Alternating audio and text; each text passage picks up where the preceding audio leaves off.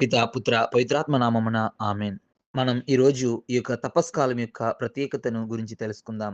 ఈ యొక్క తపస్సు కాలం ఒక ప్రత్యేకమైన పశ్చాత్తాప దేవుడు తన అనంతమైన కరుణతో అనుగ్రహించిన 40 రోజుల పుణ్యకాలం, తపస్సు కాలం.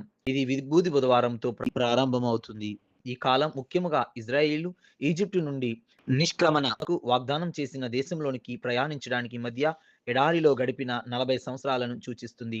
క్రీస్తు తన బాప్తీసానికి, తన బహిరంగ ప్రజా జీవితానికి ప్రారంభానికి మధ్య ఎడారిలో గడిపిన 40 రోజులను కూడా ఇది సూచిస్తుంది. తపస్సు కాలం అన్నది ఒక ప్రత్యేక సమయం.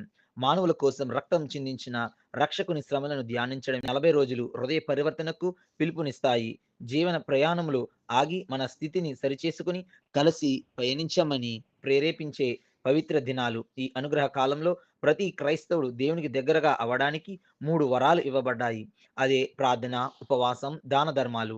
చాలా మంది అలవాటు చొప్పున ఈ 40 రోజులు కొన్ని బహిరంగ క్రియలను మానుకోవడం లేదా త్యాగం చేయడమే చూస్తుంటాం. అంతరంగం ఎలా ఉన్నా బహిరంగ క్రియలు చక్కగా ఉండొచ్చు. కానీ దేవుడు కోరుకునేది హృదయ పరివర్తన చెంది పశ్చాత్తాప హృదయముతో దేవుని దరి చేరాలని. ఈ 40 రోజుల యుద్ధం క్రీస్తు జీవితాంతం సైతానుతో చేసిన యుద్ధానికి ఈ 40 రోజులు విజయం క్రీస్తు సైతానుపై జీవితాంతం పొందిన విజయాన్ని సూచిస్తున్నట్లే ఈ తపస్సు కాలం మన జీవితంలో సైతానుతో మనం చేయవలసిన యుద్ధానికి, మనం పొందవలసిన విజయానికి సన్నద్ధులను చేస్తుంది. ఆమేన్.